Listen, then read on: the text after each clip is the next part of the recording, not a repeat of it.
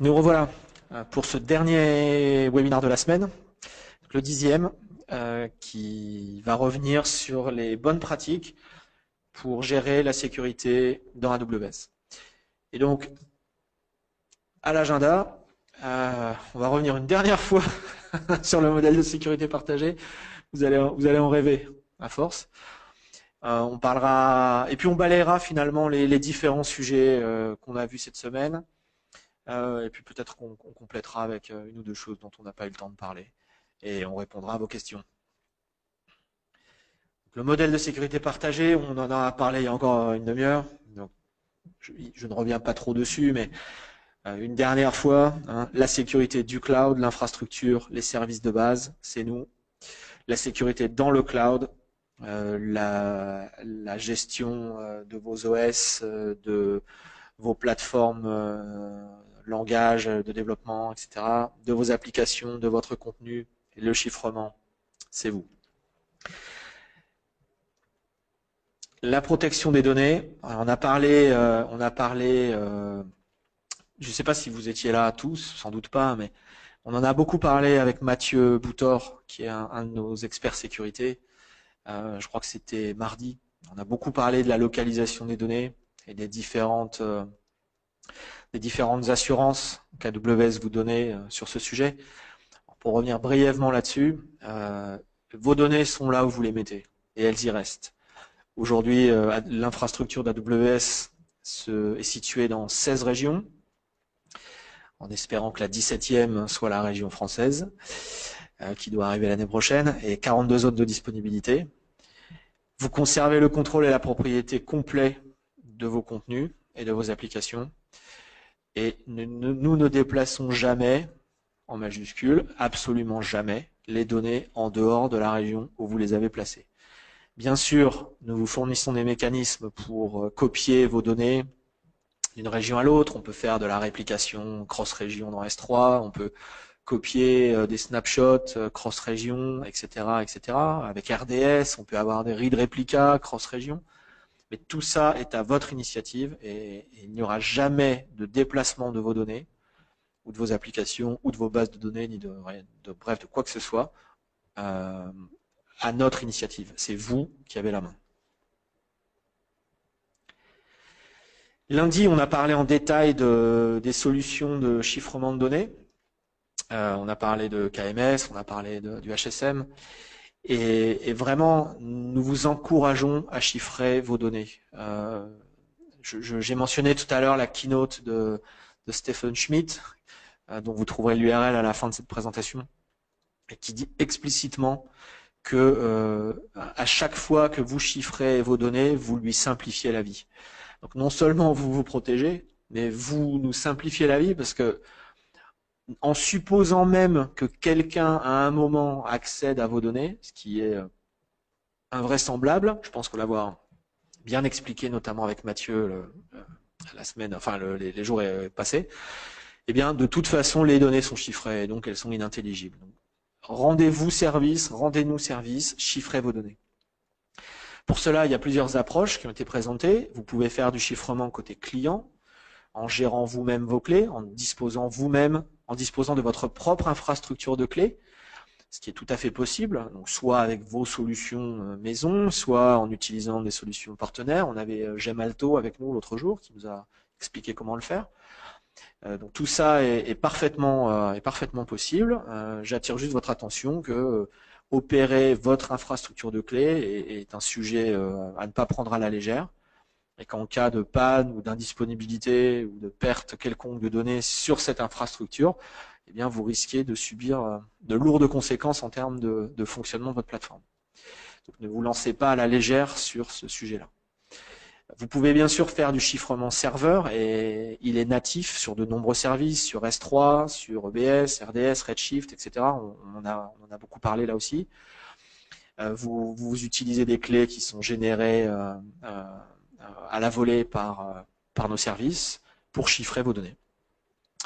Et puis bien sûr, tous nos services sont accessibles en SSL et TLS pour avoir du chiffrement des données en transit. Donc que ce soit sur les données en transit ou les données au repos, nous vous fournissons toutes les solutions pour vous protéger facilement.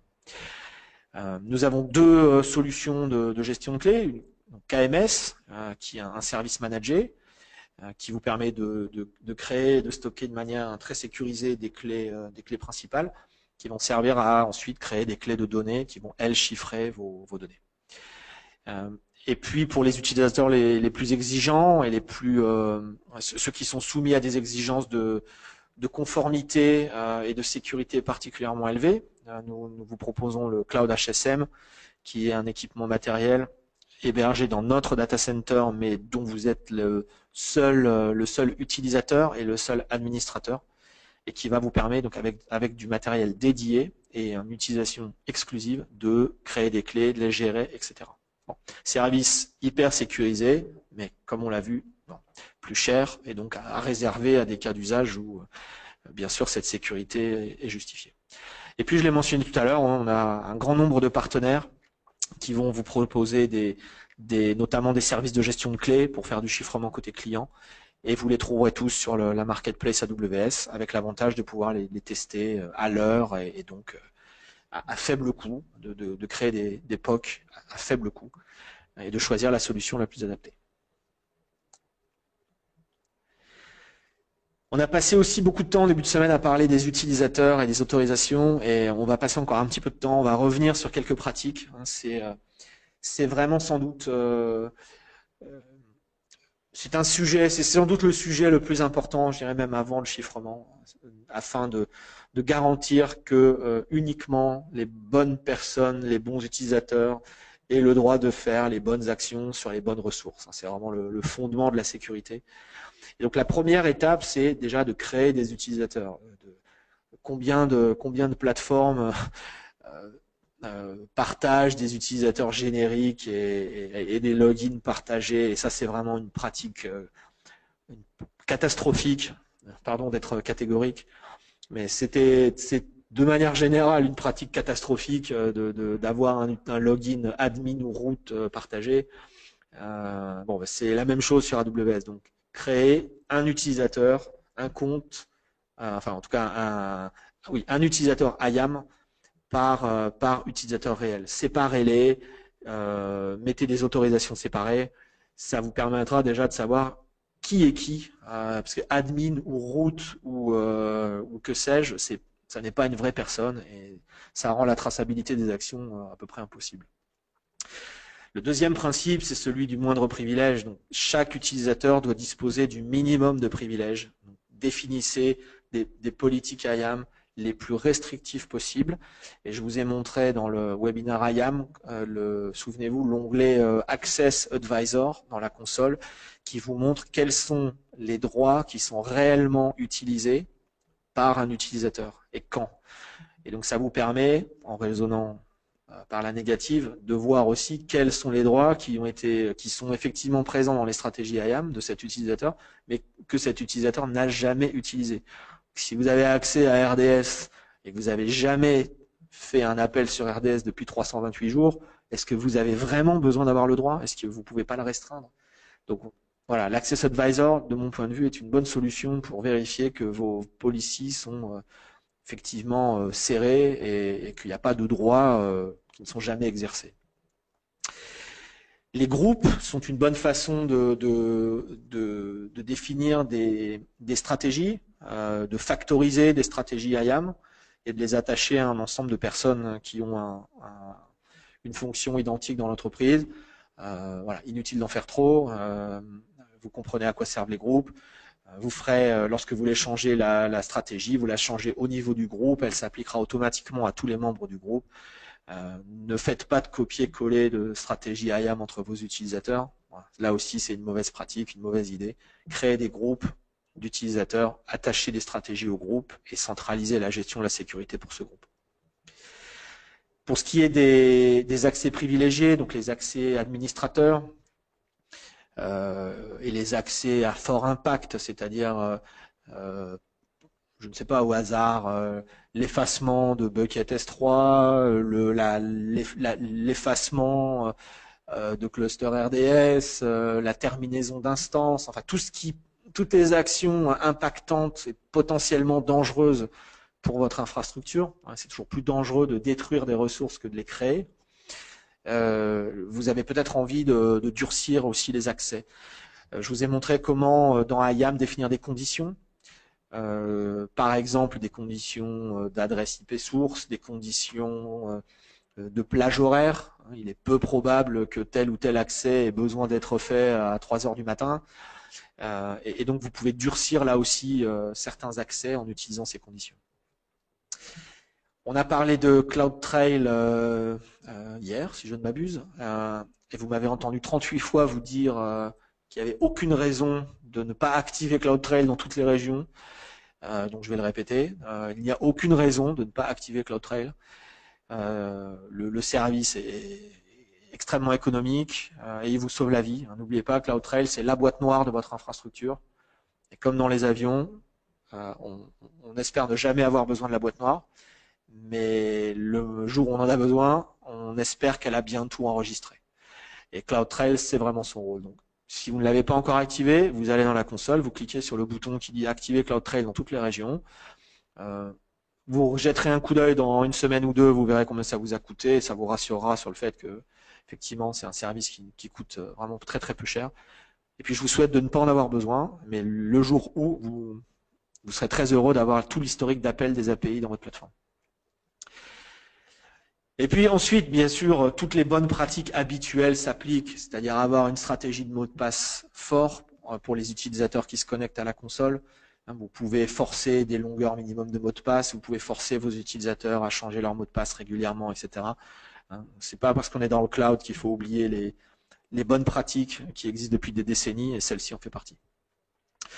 La rotation régulière des clés et des mots de passe est là aussi une bonne pratique. Combien d'entre vous ont des mots de passe qui sont identiques depuis 2 ans, 3 ans? Bon, voilà. Changez vos clés, alors sans tomber dans des excès, sans les changer tous les 15 jours, bon, sauf si quelque chose vous oblige à le faire en termes de compliance. Mais voilà, faites-le. Je pense que changer ces clés, en particulier les clés d'API, les clés d'accès, l'access key, la secret key, les changer une fois par an pour tous les utilisateurs, ça me paraît une bonne idée. Pour les utilisateurs privilégiés, en particulier donc les administrateurs, les gens qui auront tous les accès à l'intérieur du compte, je ne peux que vous encourager à activer le multifactor authentication. Ça vous sauvera la vie là aussi. C'est vraiment le meilleur moyen de protéger vos comptes. Personne n'a envie qu'un compte root admin soit compromis. Imaginez les conséquences. Donc le MFA, soit avec des tokens hardware si votre entreprise en dispose, soit avec Google Authenticator sur votre smartphone, ce qui est la solution que j'utilise et qui fonctionne parfaitement bien. Ensuite, pensez, si vous devez déléguer des droits à l'intérieur de vos comptes, pensez à utiliser les rôles, qui sont vraiment la bonne façon de le faire, par exemple pour faire de l'accès entre comptes, ou pour faire de la fédération d'identité entre des utilisateurs qui pourraient exister dans un Active Directory externe à AWS et la console. Pensez à utiliser les rôles, pensez là aussi à restreindre au maximum les droits autorisés à ces rôles. L'avantage des rôles, et j'en ai parlé aussi pour les rôles attachés aux instances EC2, aux fonctions lambda, etc. L'avantage des rôles, c'est que vous n'avez pas à stocker les credentials. Ne mettez jamais la clé d'accès et la clé secrète sur une instance EC2, c'est une mauvaise pratique. Utilisez un rôle qui donnera les droits adéquats à cette instance. Okay, donc les rôles, ça permet de faire de l'autorisation sans partager de secrets, ce qui est une pratique bien plus sécurisée que de partager les secrets. Voilà, les rôles EC2, je viens de le mentionner à l'instant. Et puis, cette dernière pratique qui est que vous devez voir clignoter en rouge dans la console IAM, si vous ne l'avez pas encore fait, c'est de limiter au strict minimum, voire d'interdire l'utilisation du compte route, donc de supprimer les clés associées au compte route. Il n'y a aucune raison de se connecter à AWS avec le compte route. Il n'y a aucune raison d'utiliser des clés d'API avec le compte route. Vous devez créer des utilisateurs, quitte à leur donner tous les pouvoirs administratifs. Et le compte route, route c'est route, et donc par conséquent, c'est pas un identifiant d'utilisateur. Donc vraiment, vous ne devez pas l'utiliser. Donc voilà, ces 11 pratiques qui sont pour la plupart de bon sens, pour la plupart très simples à mettre en œuvre. Voilà, si je peux vous donner un petit conseil après les vacances, revoyez bien vos utilisateurs IAM, vérifiez que vous êtes dans les clous, rejetez un œil à votre politique de mot de passe, regardez si les clés, vos clés d'accès n'ont pas 1 an, 2 ans, 3 ans, regardez s'il y a le MFA sur les comptes admin, vérifiez que vous avez supprimé les clés du compte route, etc., etc. Ça mange pas de pain, tout ça est fait en très peu de temps et ça permet, rien que ces 11 mesures-là vous permettent de monter le niveau de sécurité, et CloudTrail bien sûr, vous permettent déjà de monter le niveau de sécurité de manière extrêmement élevée. Donc voilà, je vous incite à passer une petite journée à faire tout ça, ou 2 petites journées au grand maximum, et vous aurez déjà réglé un grand nombre de problèmes de sécurité dans votre plateforme. Alors, quelques questions supplémentaires. Est-ce qu'il faut que tous mes utilisateurs aient des clés d'accès? Est-ce qu'il faut qu'ils aient tous des mots de passe? Alors, je rappelle, c'est pas inutile, que le mot de passe ne sert que à la connexion console. Donc, non, il n'est pas du tout nécessaire que tous les utilisateurs IAM aient un mot de passe. Si vous avez des utilisateurs qui ne travaillent qu'en ligne de commande ou des applications, bien sûr, qui travaillent avec le SDK ou la CLI, n'ont pas besoin d'avoir un mot de passe. Donc le login console est vraiment à réserver aux gens qui ont absolument besoin de se connecter à la console. Posez-vous la question pour chaque utilisateur. Bon, pensez à les changer régulièrement, on en a parlé, la stratégie de mot de passe, comment faire tourner les clés, etc., etc. Donc ça, ce sont des conseils tout simples, mais là aussi, qui permettent de fermer déjà tout un tas d'avenues d'attaque. Deuxième question, et je crois qu'on en a parlé aussi pendant la session IAM, est-ce qu'il faut un compte AWS ou plusieurs comptes AWS? Alors, avoir un compte AWS, c'est sûr, c'est plus facile.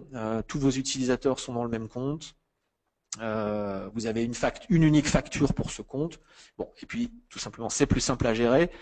Voilà, maintenant, la création des utilisateurs se fait par compte. Donc, si vous regroupez tous vos utilisateurs dans un même compte, soyez doublement vigilants sur les permissions IAM qui sont attribuées aux utilisateurs. Veillez bien à les restreindre en termes de ressources en particulier.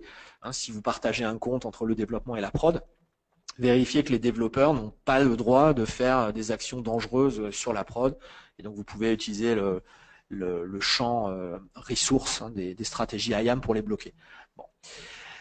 L'utilisation de plusieurs comptes va être peut-être un peu plus compliqué en termes d'administration. Vous aurez plusieurs factures pour ces différents comptes, mais vous pouvez consolider la facturation sur un compte. Vous voyez avec votre compte manager comment faire ça.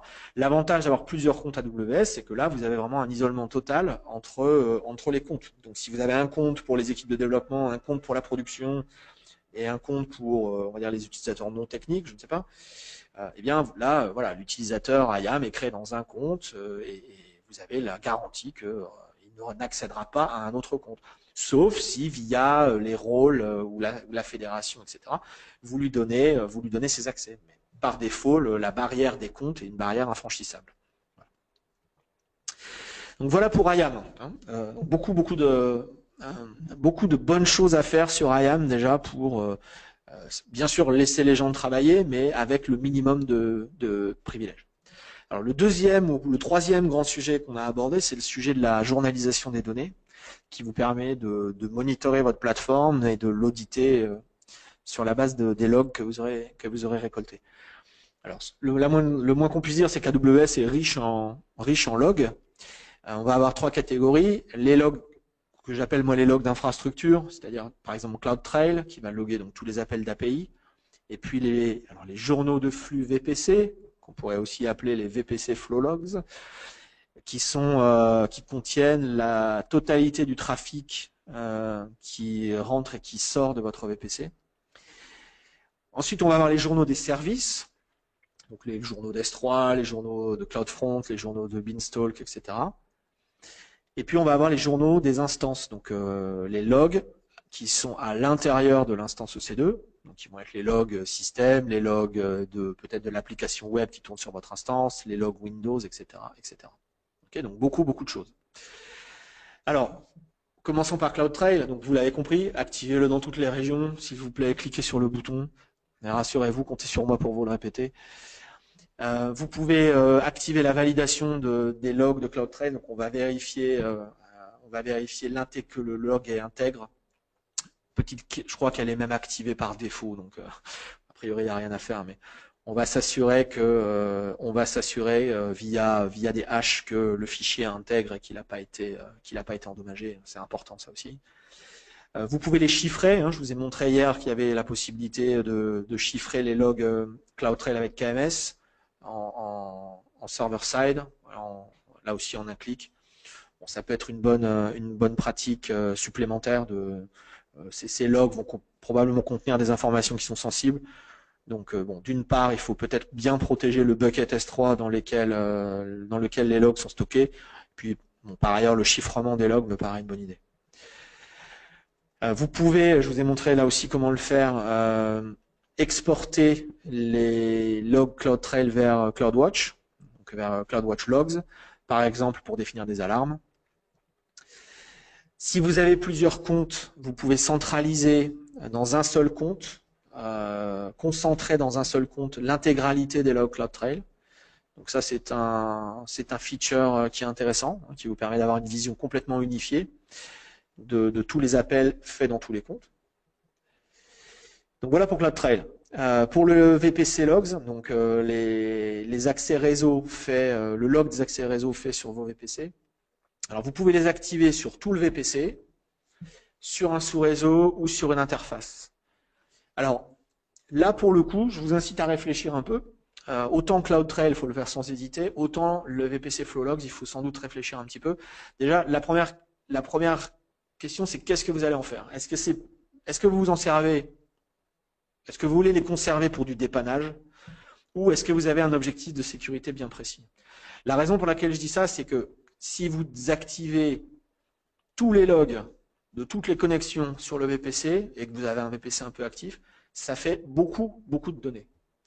Donc vous allez entasser beaucoup de données dans CloudWatch, Logs.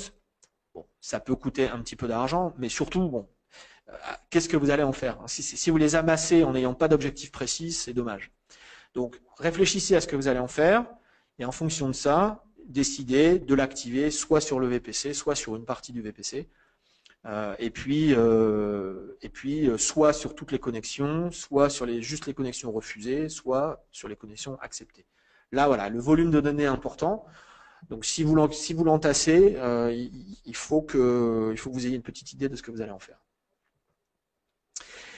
Les journaux des services AWS. Alors, là aussi, donc la plupart des services vont vous permettre d'exporter. Alors selon les cas, vers CloudWatch Logs, vers CloudTrail ou vers S3.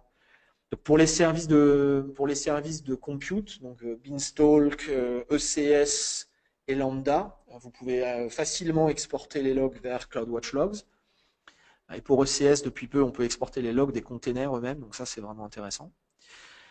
Et puis pour les autres, donc pour S3, on peut loguer maintenant dans CloudTrail ce qu'ils appellent les data events, c'est-à-dire les requêtes, get, put, etc., qui sont faites sur les objets et plus seulement les opérations faites sur les buckets.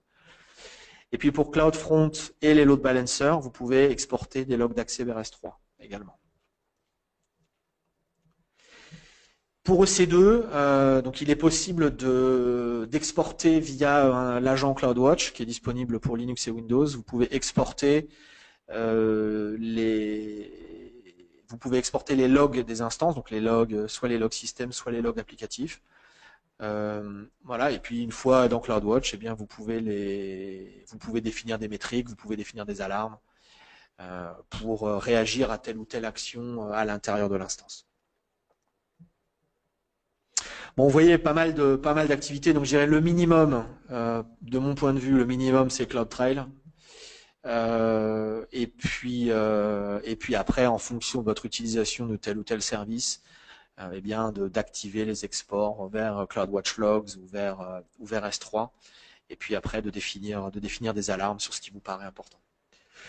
Le point suivant, c'est l'automatisation de la sécurité, puisque on a tout un tas de mécanismes qui vont nous permettre de réagir de manière sans intervention humaine finalement à tout un tas d'événements. Alors il y a tout un sujet dont on n'a pas du tout parlé cette semaine, mais je pense que ça fera partie des webinaires du début d'année. On l'a peut-être mentionné rapidement quand on discutait avec Mathieu, mais on n'est pas rentré vraiment dans les détails. C'est que l'automatisation de la construction de votre infrastructure, c'est déjà une bonne pratique de sécurité. En particulier l'utilisation de CloudFormation, la capacité à faire de l'infrastructure as code. Et donc de créer automatiquement des security groups, des VPC et toutes les ressources AWS. La capacité à le faire automatiquement, c'est déjà une façon de le faire de manière sécurisée. C'est ce qu'expliquait Mathieu. Si à chaque security group vous avez une intervention humaine, un jour il y aura une erreur. On fait tous des bêtises et un jour on laisse passer un truc et évidemment c'est là que l'attaquant rentre. Donc si vous avez blindé la création de cette sécurité-là et de vos VPC et de vos NAT gateway et de vos règles d'accès réseau, etc., via CloudFormation et que vous n'utilisez que CloudFormation, déjà vous avez éliminé pas mal de problèmes. On pourrait dire la même chose pour la partie applicative, le provisioning des services et des applications qui tournent sur les instances avec Opsworks. Si vous avez automatisé l'installation de vos Nginx, de vos Apache ou de vos MySQL ou de que sais-je avec Opsworks, et que vous avez bien relu les recettes chefs et bien validé ça, déjà là aussi vous avez sans doute fermé la porte à un certain nombre d'attaques. Ensuite, je vous ai montré avec CloudTrail et avec CloudWatch Events comment être capable de réagir vous-même, ce que j'appelle l'autogestion, comment être capable de réagir vous-même à tel ou tel événement dans votre infrastructure. Donc on a vu avec CloudTrail qu'on pouvait exporter CloudTrail vers CloudWatch Logs, qu'on pouvait ensuite définir des alertes. Souvenez-vous de mon exemple avec l'effacement d'un bucket qui génère une alarme, qui envoie un mail, etc. On pourrait aussi exécuter une fonction lambda sur un événement CloudTrail. Pourquoi pas avec CloudWatch Events. Vous avez vu que c'était très très rapide. Donc sur un appel d'API, j'ai reçu un SMS en moins d'une minute qui m'indiquait que je venais d'effacer un bucket S3. Donc voilà, l'idée n'est pas forcément d'envoyer des SMS, l'idée est plutôt d'appeler des fonctions lambda et de réagir le cas échéant à telle ou telle action qui peut vous paraître suspecte ou inquiétante. Et puis il y a un dernier niveau d'automatisation qui est comment vérifier périodiquement de manière automatique que votre infrastructure est conforme aux règles que vous avez définies. Donc avec Inspector, dont on a parlé juste à l'instant, qui vous permet de scanner le contenu de vos instances EC2, Linux et Windows sur la base de règles prédéfinies. Et puis il y a un service dont on n'a pas parlé cette semaine et je vais en parler peut-être 5 minutes. On va basculer sur une petite démo. Un service qui s'appelle Config, qui permet de définir des règles de conformité sur un certain nombre de ressources AWS. Alors, la console, très vite. Voilà. Donc, j'ai toujours mes 4 instances de tout à l'heure, celles qui m'ont servi pour la démo Inspector. Et donc voilà la console config. Donc config va faire 2 choses. Il va faire un inventaire des ressources. Donc ici, je vais lui demander de m'afficher voilà, mes ressources C2. Et donc il va me permettre, là je vais choisir par exemple, allez prenons celle-ci, tiens, qui a l'air d'être non conforme. Je vais voir de manière chronologique la vie de cette ressource. Donc ça, cette ressource, qu'est-ce que c'est? C'est mon instance Windows. Ok, alors elle a été créée manifestement le 22 décembre à 19h40, ça doit être, oui, hier soir. Voilà ce que je fais de mes soirées. Et puis ensuite, vous voyez, il y a eu des modifications. Donc là, il y a eu une modification. Qu'est-ce que j'ai fait? J'ai ajouté un tag Oui, puisque j'ai décidé de taguer cette instance pour la faire évaluer par inspector. Donc changement de configuration sur cette instance. Et puis il y a un événement ici, voilà, create tag dans CloudTrail, hein, qui est correspondant, hein, qui est effectivement la même chose. Donc on le voit sous deux angles différents, sous l'angle CloudTrail, et je pourrais voir l'événement précis ici dans CloudTrail, et puis bah, la réalité de ce changement. Okay, et donc en fait à chaque fois sur ces ressources que je lui ai demandé de suivre, à chaque fois qu'il y a une modification de configuration quelconque, si j'attache une IP élastique, si je lui attache un volume, si voilà, quelle que soit l'action, si je rajoute un tag, quelle que soit l'action que je fais sur cette ressource, il va me la tracer comme ça. Donc ça permet d'avoir une vue chronologique très détaillée de ce qui s'est passé sur vos instances. Alors là, je l'ai fait sur des instances, mais on pourrait le faire sur d'autres ressources. Hein, de manière générale, on peut le faire sur les ressources AWS. Ok, bon, vous voyez, on a tous ces types de ressources qui peuvent être suivies. Ok, et voilà, et de manière graphique comme ça, il va vous afficher la liste des évolutions. Donc ça, c'est super intéressant parce que le qui a touché à quoi, voilà, là vous avez une réponse aussi. Hein. Vous avez une réponse dans CloudTrail, mais là vous avez carrément une réponse, j'ai envie de dire visuelle et quasiment instantanée sur ok, qu'est-ce qui s'est passé sur cette instance, à quelle heure. Ça vous permet de voir vite ce qui a changé. Et puis surtout, donc ça c'est config. Et config rules, c'est la capacité à définir des règles de conformité qui vont vérifier à chaque changement de configuration ou de manière périodique si la règle est vérifiée ou pas. Alors, il y a tout un tas de règles qui sont déjà prédéfinies. Voilà, donc je vous laisserai fouiller là-dedans. Hein. Voilà, on vous en fournit déjà voilà, 25. Ok. Alors, vérifier qu'il y a une IP élastique attachée, vérifier que des tags obligatoires sont présents, vérifier si SSH est interdit sur des instances, etc. etc. Donc, et puis vous pouvez créer vos propres règles. Et donc, on va quitter ça. Voilà, on va revenir sur les règles là, pardon. Hop. Et donc ici, j'en ai créé 4. Donc j'en ai une qui vérifie que le MFA est activé dans mon compte. Voilà, c'est important. J'en ai une qui vérifie que CloudTrail est activé. Et vous voyez que dans les deux cas, effectivement, la règle est vérifiée. Et puis après, j'en ai ajouté une pour savoir si toutes mes instances étaient de type T2 micro. Pourquoi pas? Et donc là, sur mes 4 instances, j'en ai 3 qui sont bien T2 micro, et puis une qui l'est pas. C'est ma fameuse instance Windows, voilà, qui est un T2 X large. Nouveau type qui a été lancé à reInvent. Et donc, je vois ici que effectivement, cette instance n'est pas conforme à cette règle. Alors, on peut réévaluer la règle quand c'est nécessaire, et on peut, là je ne l'ai pas fait, mais on peut demander des notifications. On peut demander des notifications lorsqu'il y a un changement de configuration et lorsqu'il y a une non-conformité. Donc je pourrais demander à recevoir une notification SNS qui me dit tiens là il y a une ressource non conforme qui a été lancée et je pourrais réagir même programmatiquement peut-être. Et puis ici j'ai mis une règle pour vérifier si les volumes EBS étaient chiffrés, voilà, les volumes EC2 étaient chiffrés, aucun n'est chiffré, bon voilà, donc c'est pas bien. Et donc les 4 instances sont non conformes. Bon voilà, très rapidement voilà config rules. Et tout ça se retrouve dans un bucket S3 et voilà, on pourrait demander, vous voyez, des notifications SNS sur les changements de configuration, les envoyer sur un topic SNS branché sur une fonction lambda, et puis réagir programmatiquement à tel ou tel événement. Voilà. Donc, une autre façon d'automatiser finalement la sécurité. Et donc on pourrait arriver à des extrémités comme celle que j'indique à la fin ici, qui est de dire une instance non conforme a été lancée, on la tue. Donc vous pourriez avoir une lambda qui dit non, cette instance elle n'est pas conforme, je refuse qu'elle s'exécute dans mon compte, je la tue automatiquement. Voilà. Dans des environnements très contrôlés, ça peut justifier. Bon, inspector, on en a beaucoup parlé tout à l'heure. Donc on peut scanner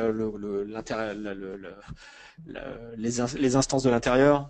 voir tout ce qui est installé, vérifier le comportement dynamique des instances, vérifier les protocoles, vérifier le comportement du noyau, etc., etc. Donc tout un tas de règles statiques et dynamiques avec l'installation d'un agent et des audits, des évaluations qui durent de 15 minutes à 24 heures. Et puis, quand même, comment ne pas parler de Trusted Advisor, alors qui est certes un service tout simple, mais qui va déjà faire un certain nombre de vérifications dans votre compte. Donc il va surveiller ce qui se passe. Et alors Trusted Advisor vous donne des conseils en termes de haute dispo, de coûts et aussi de sécurité. Et il va vérifier voilà si le MFA est activé, il va vérifier tout un tas de choses. Et puis il aime bien vérifier les security groups aussi. Et donc si vous avez des security groups qui ont des accès comme ça ouverts à tout Internet, il va vous le signaler. Voilà, donc pensez, on n'y pense pas, mais on l'oublie, Trusted Advisor, il est là depuis longtemps, mais c'est vrai que il travaille pour vous dans l'ombre et il va aussi vous remonter des petits problèmes. Donc voilà, de manière extrêmement simple, il va vous signaler que tel ou tel truc ne sont pas tout à fait conformes. Voilà, et d'expérience, quand quelque chose est rouge en sécurité dans Trusted Advisor, c'est un vrai problème. Donc voilà, pensez à jeter un coup d'œil de temps en temps. C'est une autre façon encore de vérifier ces règles de sécurité. Voilà, j'en ai fini pour ce récap. Il va nous rester du temps pour les questions, c'est bien. Quelques ressources complémentaires. Alors le livre blanc qui décrit les process de sécurité d'AWS. Donc là, c'est ce que nous faisons, donc c'est intéressant.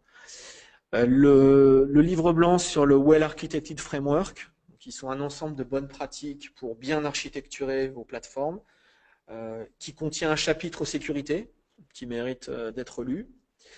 Et puis un livre blanc dédié aux pratiques de sécurité, donc Security Best Practices, qui va reprendre et compléter tout ce dont j'ai parlé aujourd'hui. Donc là aussi une bonne lecture pour d'emblée adopter les bonnes pratiques et faire monter le niveau de sécurité de votre plateforme. Et puis 2 vidéos reInvent, donc la keynote de Steve Schmidt, qui est le Chief Security Officer d'AWS, donc keynote toute récente, où il va, voilà, que je vous conseille très très fortement. Il va revenir sur notre approche de la sécurité. Il va parler de certains services. C'est vraiment, voilà, si vous travaillez au quotidien avec la sécurité informatique, je vous conseille de regarder cette vidéo. C'est vraiment une très très bonne présentation. Et puis une session plus technique qui parle de l'automatisation de la sécurité et qui va déployer avec des démos un certain nombre des services dont j'ai parlé pour de bout en bout finalement créer un niveau de sécurité élevé dans votre compte. Voilà, j'ai terminé, presque. Il reste les questions. J'ai terminé et je voulais vous remercier énormément de nous avoir suivis toute la semaine, Hugo et moi. On a passé beaucoup de temps à travailler sur ces webinaires. On espère que vous avez appris beaucoup de choses. Et on va passer maintenant aux questions. Je pense que Hugo on va afficher le sondage bien sûr. Donc le sondage de satisfaction de 1 à 5. 5, vous êtes très content. 1, vous n'êtes pas content du tout. Voilà, on apprécie beaucoup votre feedback. Ça nous aide à identifier les bons sujets et à améliorer les prochaines sessions.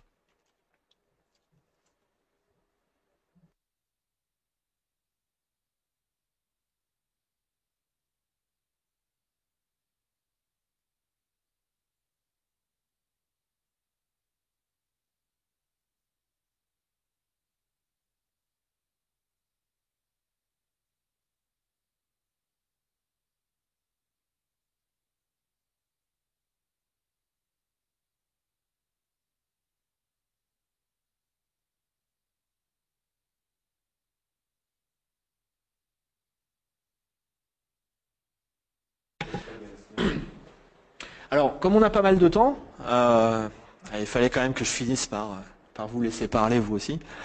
Il nous reste 15-20 minutes. On va ouvrir les questions à tous les sujets AWS. Okay, on va en profiter. Donc si vous étiez à d'autres webinaires cette semaine et que je n'ai pas eu le temps de répondre à certaines de vos questions, vous pouvez essayer de les reposer.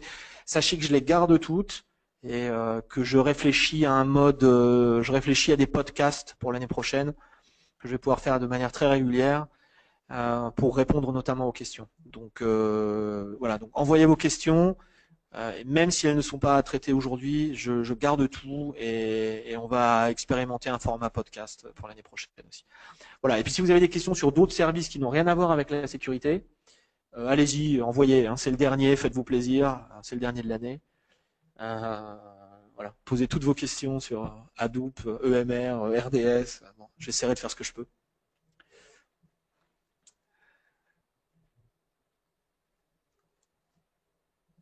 Voilà, je pense que vous avez fini de voter sur le sondage. Merci.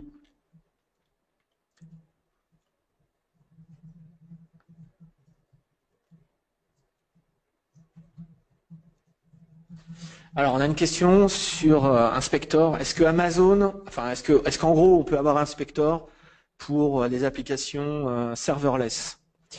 Alors, un peu comme tout à l'heure, un peu comme sur les containers. Aujourd'hui, le modèle d'Inspector, c'est vraiment un modèle basé sur EC2. Hein, vous avez vu, on scanne, on tag les instances EC2 et puis on les scanne. Donc voilà, c'est un service qui s'appuie uniquement sur les instances. Bon, je ne sais pas ce qui sortira sur Inspector en 2017.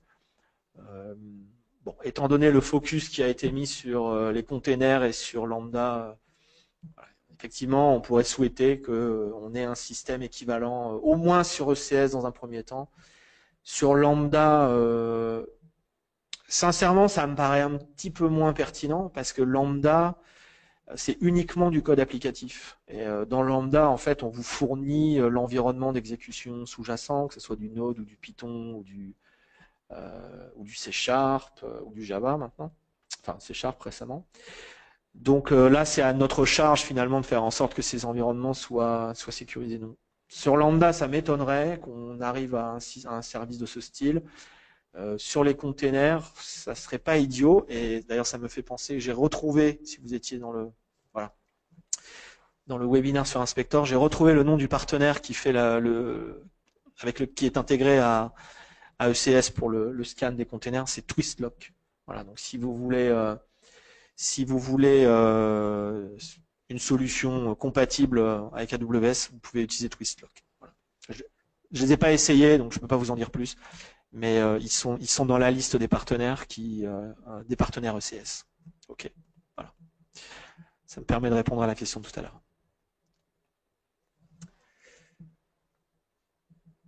Alors, Fred voudrait savoir s'il peut avoir le Go sur Lambda en 2017. Je pense qu'il y a des millions d'utilisateurs Ruby et PHP qui demandent eux aussi leur langage. Bon, on a annoncé C# à reInvent. Je pense qu'on verra d'autres langages sur Lambda en 2017. Alors, est-ce que ça sera Go, Ruby, PHP ou encore autre chose? J'en sais rien du tout. Mais bon, ça m'étonnerait. À partir du moment où on supporte ces langages dans nos SDK, et effectivement ceux que je mentionne là, ils sont supportés officiellement dans les SDK AWS, il serait pas idiot de les voir également arriver dans Lambda. Maintenant, dans quel ordre le tiercé se fera, vous en savez autant que moi.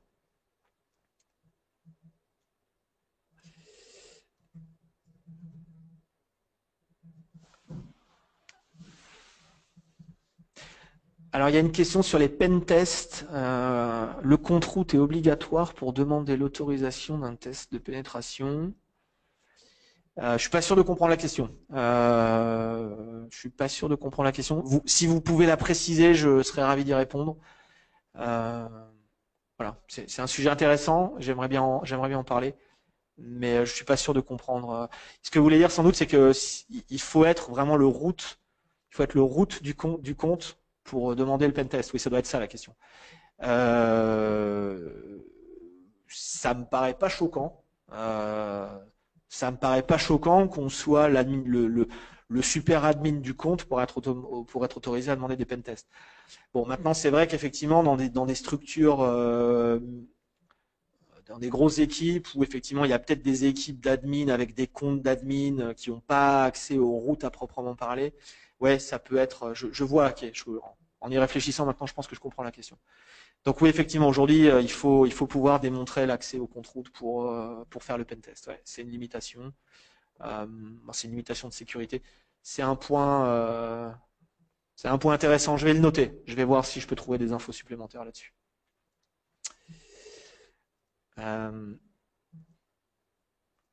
Alors, on a une question sur les load balancers. Tiens, ça nous changera. Quelle est la différence fondamentale entre les ELB et les ALB? Alors, c'est intéressant. C'est vrai que là, on n'en a pas du tout parlé cette semaine. Donc, les Elastic Load Balancers sont les load balancers historiques d'AWS qui vous permettent de faire du load balancing entre les instances. Mais bon, c'est pas leur faire injure que de leur dire qu'ils étaient relativement simples. Donc on pouvait faire du load balancing sur des ports, soit en HTTP, soit en TCP. Mais on pouvait pas définir de règles particulièrement évoluées. Et en particulier pour des architectures type microservices, c'était relativement gênant parce qu'on en venait à créer un ELB par service. Donc si vous aviez 15 microservices dans votre plateforme qui tournaient sur des ports différents, eh bien vous étiez obligé de créer 15 ELB. Donc il fallait les gérer, il fallait les payer. Bon.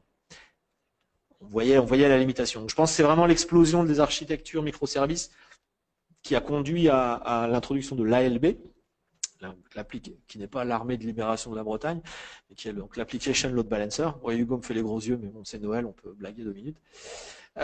Et qu'est-ce que je disais? Et oui, donc l'application load balancer, lui, va vous permettre de définir un unique ALB. Tu couperas au montage. De définir un unique load balancer pour différents services. Donc vous allez pouvoir définir des règles de niveau 7. Vous allez pouvoir définir des routes basées sur vos URL et envoyer le trafic sur de telle ou telle route vers tel ou tel pool de serveurs. Donc l'avantage de l'ELB, c'est ça, c'est la capacité à définir des règles de niveau 7 et pas juste du load balancing sur des ports. Et par conséquent, d'avoir un unique ALB pour l'ensemble de votre application, même si elle est composée de plein de services. Donc, bon, moins cher, plus facile à gérer. Et donc, de manière générale, notre recommandation, c'est progressivement de basculer sur les ALB. Tout ce que savent faire les ELB peut également être fait avec les ALB. Et donc, voilà, aujourd'hui, il n'y a plus vraiment de raison d'utiliser l'ELB. Réponse un peu longue, mais un sujet intéressant dont on n'avait pas du tout parlé. Alors,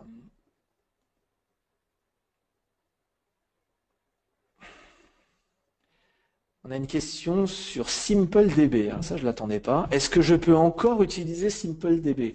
Oula, alors on a un vétéran. Alors SimpleDB, pour la petite histoire, c'est un des plus vieux services d'AWS. Alors, en avant.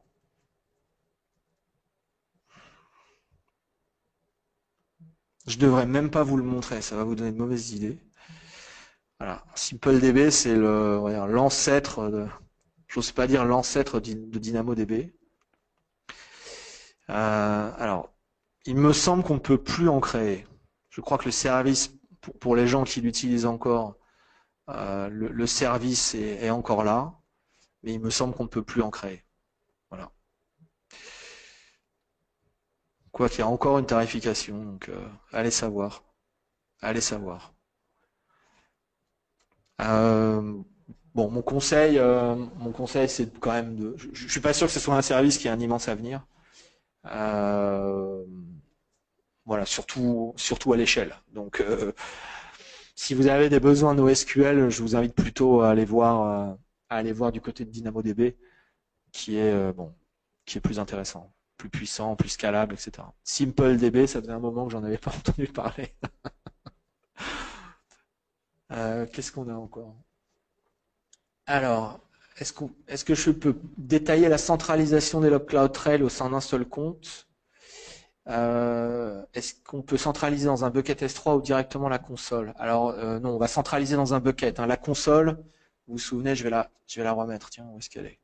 La console, elle vous donne une vue incomplète de l'historique, hein. Voilà, elle vous donne que 7 jours, les 7 derniers jours, et elle ne vous donne que les événements, elle ne vous donne que les événements en modification, donc écriture, enfin création, modification, suppression. Donc dans la console, on voit pas tout. Donc ce dont je parle là, c'est effectivement de centraliser de regrouper dans un bucket S3 d'un compte principal, de regrouper les logs provenant des autres comptes. Alors la manip, on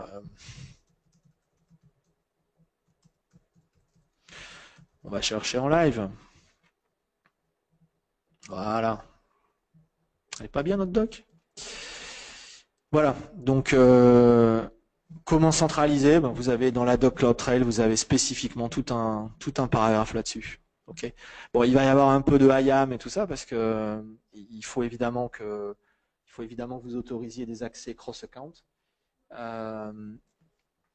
Donc il y a de la bucket policy, il y a des choses comme ça, mais vous avez tout ça dans la doc. Ok. Donc ça c'est effectivement une bonne pratique. Ok. Et ça sera dans S3. Voilà.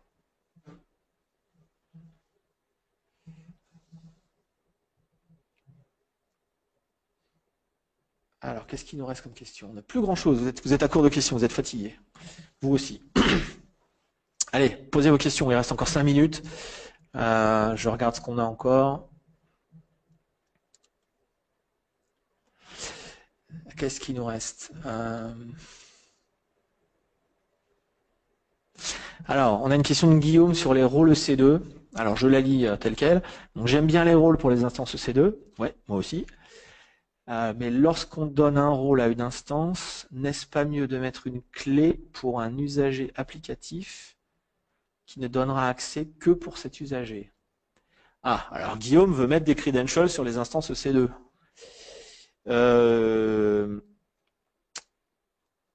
Alors, on peut, enfin, moi, je suis pas là pour vous dire ce qu'il faut faire, pas faire. Je suis pas là pour faire la police. Chacun a son contexte et sa façon de faire.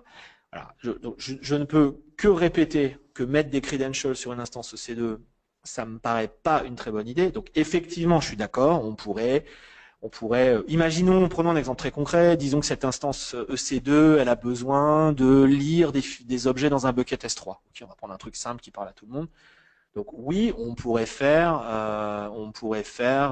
créer un utilisateur IAM qui n'a pas d'accès console et qui a juste une policy,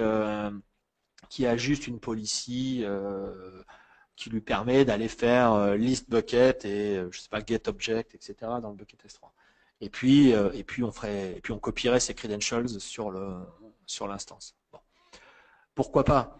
Bon, en termes de sécurité, ça me plaît pas parce que le rôle vous permet de faire la même chose sans révéler les credentials. Donc un rôle, la sécurité d'un rôle sera toujours supérieure à la sécurité d'un utilisateur créé spécifiquement.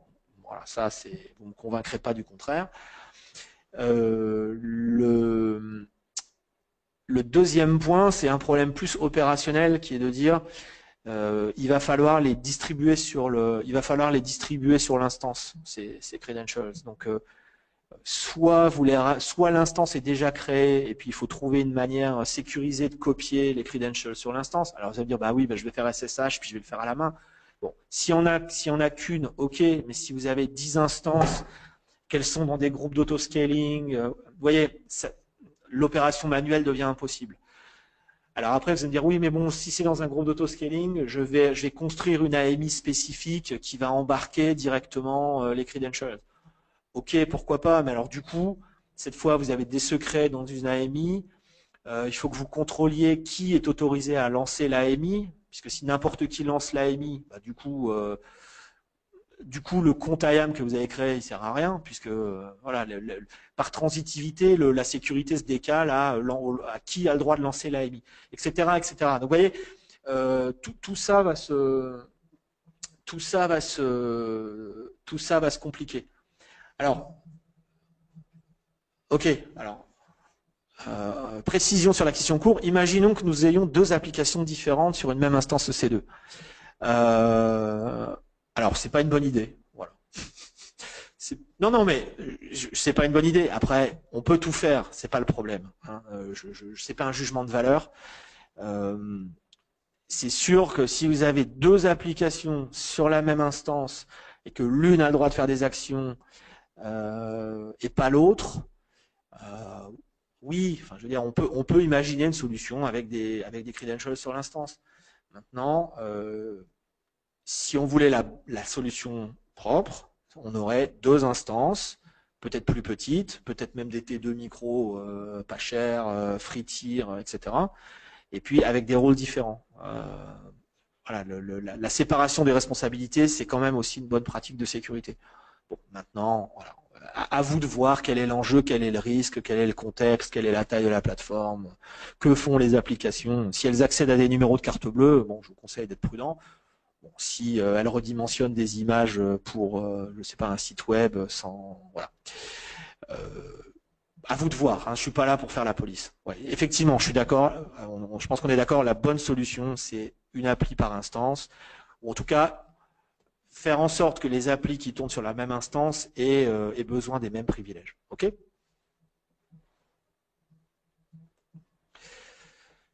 Alors, on a une question sur les user data. Est-ce qu'il y a des bonnes pratiques dans l'utilisation des user data Alors, il faut bien savoir une chose, c'est que le user data, il y a souvent une confusion qui est souvent faite, qui est que les gens pensent parfois que le user data est exécuté à chaque reboot, et c'est pas le cas. Je me suis déjà fait avoir, c'est pour ça que je vous en parle. Donc le user data, il est exécuté uniquement à la création de l'instance. Donc si vous faites un stop start ou un reboot, ça réexécute pas user data. Donc voilà, ça c'est le premier truc à savoir. C'est le premier truc à savoir, ça s'exécute qu'à la création. Après, des bonnes pratiques de sécurité, bon, non, je pense pas. Je pense pas. De manière, les discussions philosophico-religieuses sur user data, c'est plutôt qu'est-ce qu'on met dans user data et qu'est-ce qu'on met dans l'AMI. Hein, c'est la grande discussion de est-ce que je prends des AMI vierges entre guillemets et puis j'installe tout dans user data. Donc c'est sympa, ça permet de rester sur des AMI très standards, mais ça veut dire que le temps de création de l'instance est beaucoup plus long.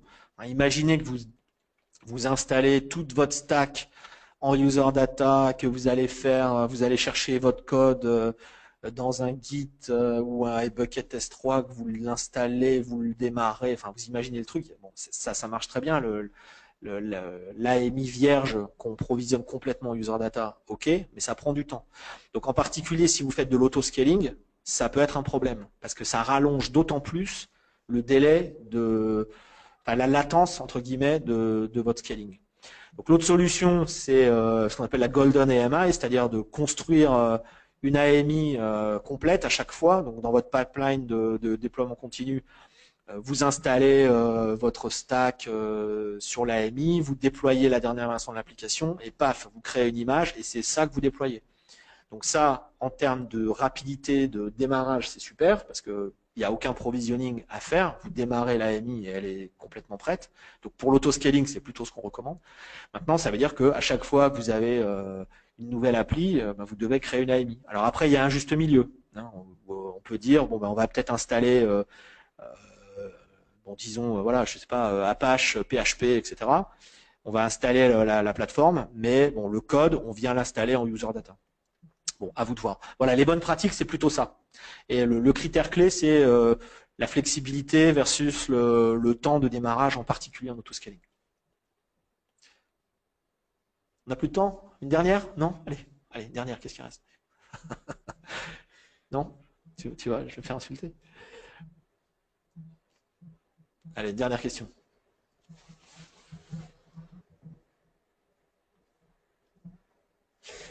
Ah oui, tu as gardé la meilleure pour la fin, merci.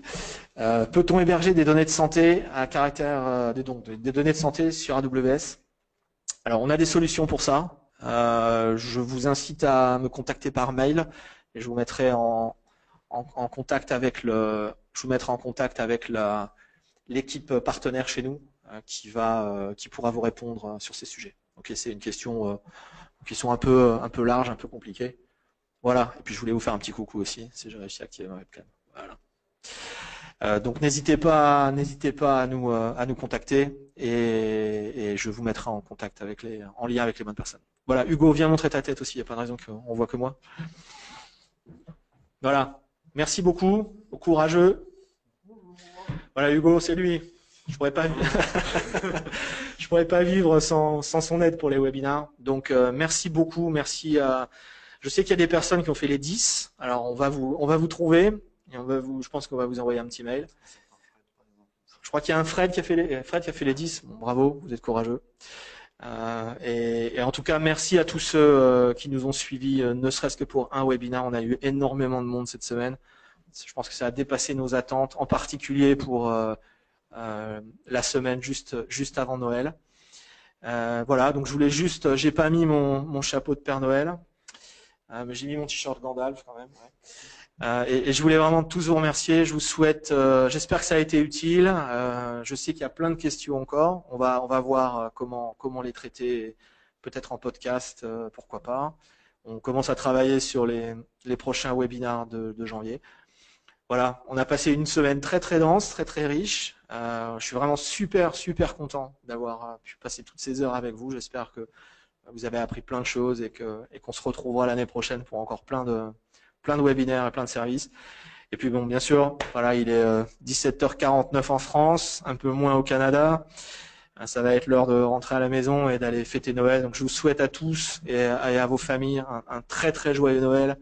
Profitez-en bien. Mangez bien, buvez bien, avec prudence, si vous roulez sur les routes glacées du Québec. Et reposez-vous. Nous aussi, on va aller se reposer un peu. Je vous cache pas que là, on en a un peu besoin. Et puis, on vous retrouve en janvier en pleine forme pour encore beaucoup de sujets sur AWS. Merci infiniment de votre confiance. Merci pour toutes vos questions. Joyeux Noël, bonne année et rendez-vous en janvier. Ciao, à bientôt.